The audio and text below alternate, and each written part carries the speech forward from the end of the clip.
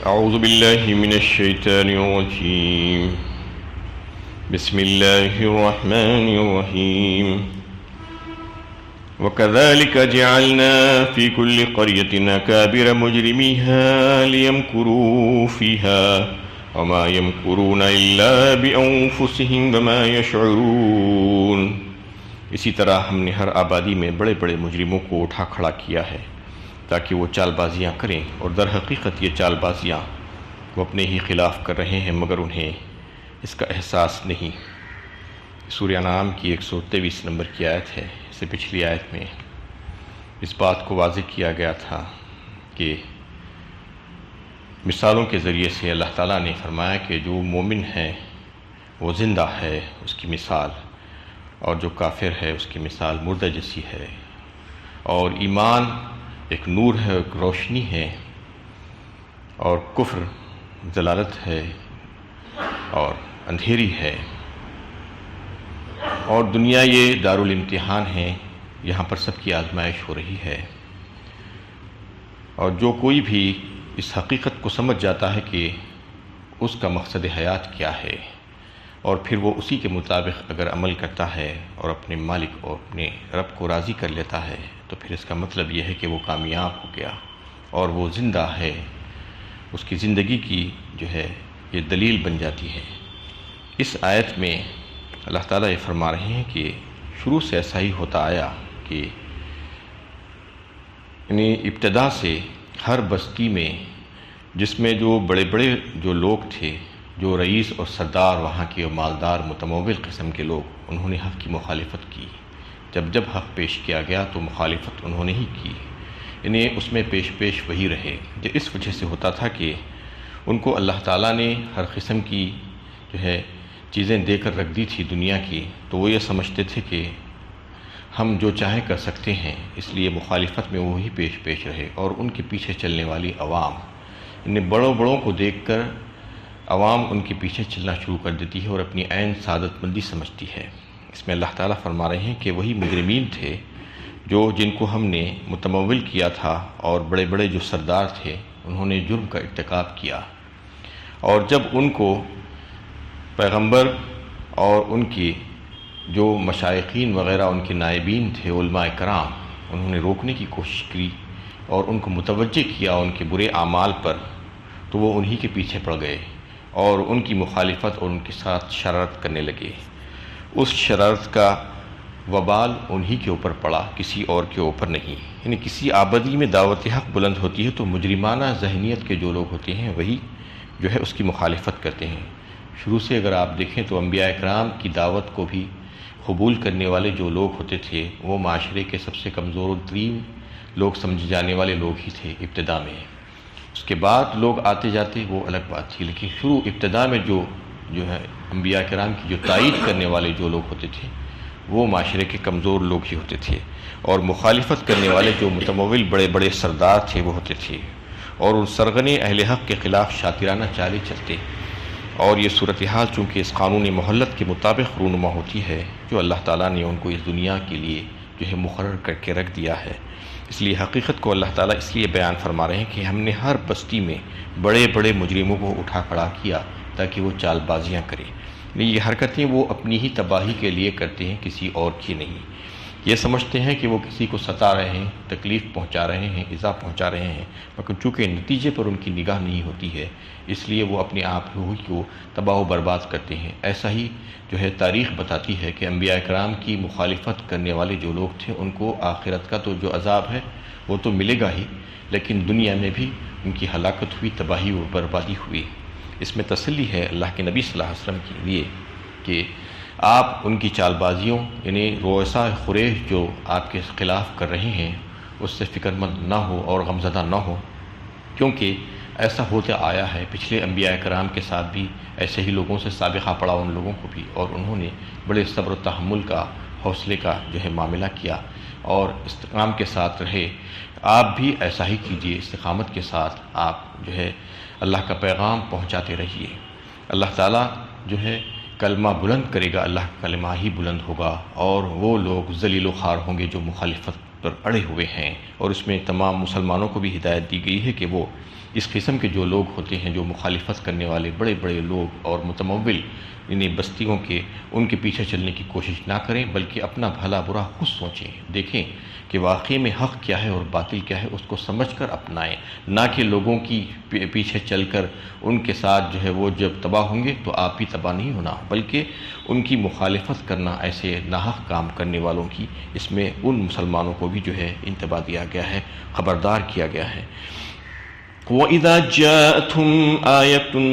قَالُوا لَن نُّؤْمِنَ حَتَّى نُؤْتَىٰ مِثْلَ مَا أُوتِيَ رُسُلُ اللَّهِ اللَّهُ أَعْلَمُ حَيْثُ يَجْعَلُ رِسَالَتَهُ سَيُصِيبُ الَّذِينَ أَجْرَمُوا صَغَارٌ عِندَ اللَّهِ وَعَذَابٌ شَدِيدٌ بِمَا كَانُوا يَمْكُرُونَ۔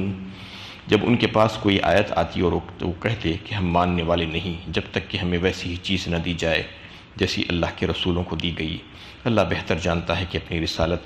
کسے عطا کرے۔ جو لوگ جرم کے مرتکب ہوئے ہیں انہیں ان کی چال بازیوں کی پاداش میں اللہ کے ہاں ذلت اور سخت عذاب کا سامنا کرنا ہوگا۔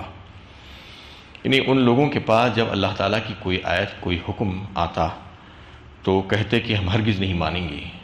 بلکہ ہم کو بھی ایسا ہی دیا جانا چاہیے جیسا کہ رسولوں کو دیا گیا۔ یہ احمق یہ سمجھتے تھے کہ ان کے پاس بھی وہی آنی چاہیے جیسا کہ رسولوں کے پاس، اللہ کے پاس سے وہی آتی ہے۔ یعنی مطلب یہ تھا کہ وہ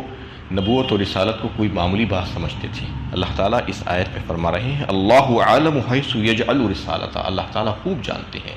کہ نبوت اور رسالت کے قابل کون ہے اور کس کو دی جانی چاہیے۔ نبوت اور رسالت ایسی نہیں ہے کہ اپنی پسند اور اپنی مرضی اور اپنی خواہش سے جو ہے کوئی حاصل کر سکے، کسی کو اس کا اختیار نہیں ہے، یہ اللہ تعالیٰ کی خلافت ہے اور منصب ہے یہ، اور یعنی اللہ تعالیٰ جس کے لیے چاہتے ہیں، جس کو مقرر کرتے ہیں، وہ اللہ تعالیٰ کے منتخبہ بندے ہوتے ہیں، ان کو شروع ہی سے تیار کیا جاتا ہے، ان کی پیدائش سے جو ہے ان کے لیے جو ہے انتظام کیا جاتا ہے،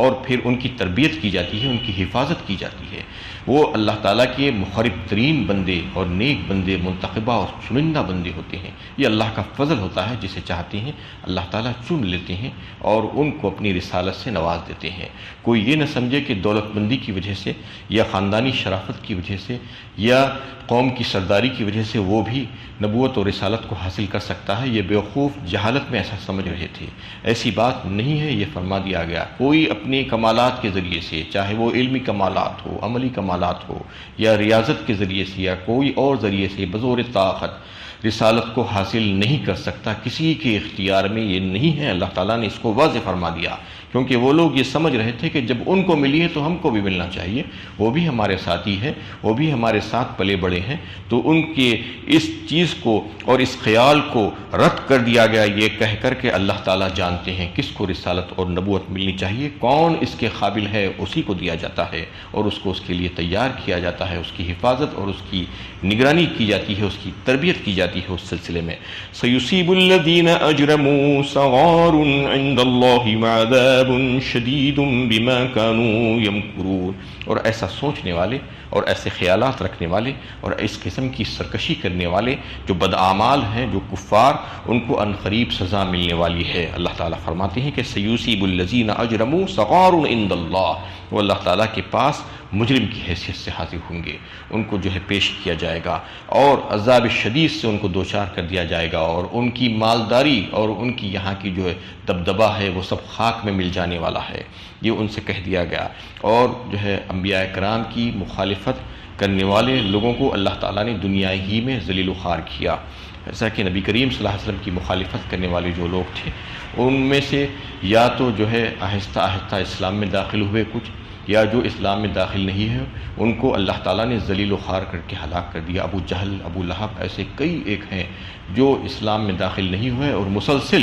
اللہ کے نبی صلی اللہ علیہ وسلم کی مخالفت کرتے رہے، تو اللہ تعالیٰ نے ان کو تباہ و برباد کیا اور ان کو ہلاک کیا۔ اس میں ایسے ہی لوگوں کا تذکرہ ہے کہ جو مخالفت کرنے پر اڑے ہوئے ہیں، کمر بستہ ہیں اور بات کو سمجھنا نہیں چاہتے، اور یہ سمجھتے ہیں کہ ان کو بھی ایسا ہی ملنا چاہیے جیسا کہ نبیوں کو ملا ہے، تو یہ سمجھ لینا چاہیے کہ ان کو وہ تو ملنے والا نہیں ہے، بلکہ وہ ذلیل و خوار ہونے والے ہیں اور مجرم کی حیثیت سے اللہ کے پاس پیش کیے جانے والے ہیں۔ فمن يرد الله أن يهديه يشرح صدره للإسلام ومن يرد أن يذله يجعل صدره ضيقا حرجا كأنما يصعد في السماء كذلك يجعل الله الرجس على الذين لا يؤمنون. اللہ جس کو ہدایت دینا چاہتا ہے اس کا سینہ اسلام کے لیے کھول دیتا ہے، اور جس کو گمراہ کرنا چاہتا ہے اس کے سینے کو تنگ اور بھینچا ہوا کر دیتا ہے، گویا اس سے بلندی پر چڑھنا پڑ رہا ہے. اسی طرح اللہ ان لوگوں پر ناپاکی ڈال دیتا ہے جو ایمان نہیں لاتے. حضرت عبداللہ ابن مسعود کی روایت کو نقل کیا ہے بہقی نے شعب الایمان میں اور حاکم نے مستدرک میں کہ جب یہ آیت نازل ہوئی تو صحابہ کرام رضی اللہ تعالیٰ علیہم اجمعین رسول اللہ صلی اللہ علیہ وسلم کے پاس حاضر ہو کر اس آیت کا مطلب پوچھا کہ سینے کو کھول دینا اور شرح صدر کا مطلب کیا ہے. آپ صلی اللہ علیہ وسلم نے اس کا مطلب ان لوگوں کو سمجھایا کہ سینے کو کھول دینا اور شرح صدر کا مطلب یہ ہے کہ اللہ تعالیٰ اپنے مومن بندوں کے دل میں ایک روشنی ڈال دیتے ہیں جس کی وجہ سے وہ حق کو اچھی طریقے سے پہچان کر سمجھ کر اس کو قبول کر لیتے ہیں، اور ان کا دل اس کے لیے کھل جاتا ہے اور راضی ہو جاتا ہے، اور وہ حق کو قبول کرنا ان کے لیے بڑا آسان ہو جاتا ہے، اور غیر حق اور باطل جو چیزیں ہوتی ہیں اس سے ان کو کراہیت اور نفرت اور وحشت ہونے لگتی ہے. اس پر صحابہ کرام رضی اللہ تعالیٰ نے آپ صلی اللہ علیہ وسلم سے پوچھا تو پھر اس کی علامت کیا ہے یا رسول اللہ؟ اگر کسی کو شرح صدر ہو جائے، کسی شخص کو اس کا سینہ کھول دیا جائے اللہ کی طرف سے، تو پھر اس کی علامتیں کیا ہوتی ہیں؟ تو آپ صلی اللہ علیہ وسلم نے 2 علامتیں جو ہے فرمائی کہ یہ 2 علامتیں اس انسان میں پیدا ہو جاتی ہیں. ایک علامت تو یہ کہ آخرت اور اس کی نعمتوں کے متعلق وہ رغبت اس کی بڑھ جاتی ہے، یعنی آخرت والی زندگی اور وہاں کی نعمتوں سے اس کی رغبت بڑھ جاتی ہے، اور اس کی وجہ سے وہ اپنی زیادہ تر اوقات محنتیں اور کوششیں اور کاوشیں اور لگن کے ساتھ اس کی تیاری کرنے لگتا ہے آخرت کی زندگی کے لیے،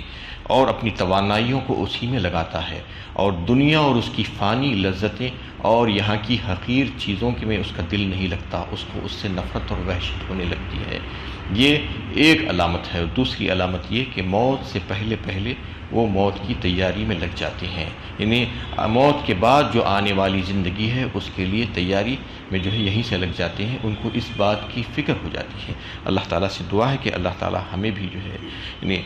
شرح صدر عطا فرمائے، اور ہمیں بھی جو ہے آخرت اور دارالخلود اور وہاں کی زندگی کی تعلق سے، وہاں کی نعمتوں کے تعلق سے رغبت ہمارے دل میں پیدا فرما دے، اور اس کی عظمت ہمارے دل میں پیدا کر دے، اور ہم کو بھی موت سے پہلے پہلے خوب موت کی تیاری نصیب فرما دے. تو اس میں اللہ تعالیٰ نے یہ بات کو واضح فرما دیا، اور صحابہ کرام کا معاملہ ایسا ہی تھا. صحابہ کرام کو اللہ تعالیٰ نے پسند فرما لیا تھا، منتخب فرما لیا تھا نبی صلی اللہ علیہ وسلم کی صحبت خاص کے لیے، اور وہ حضرات بلا واسطے کے شاگرد تھے آپ صلی اللہ علیہ وسلم کی. یہی وجہ تھی کہ وہ لوگوں کے دلوں میں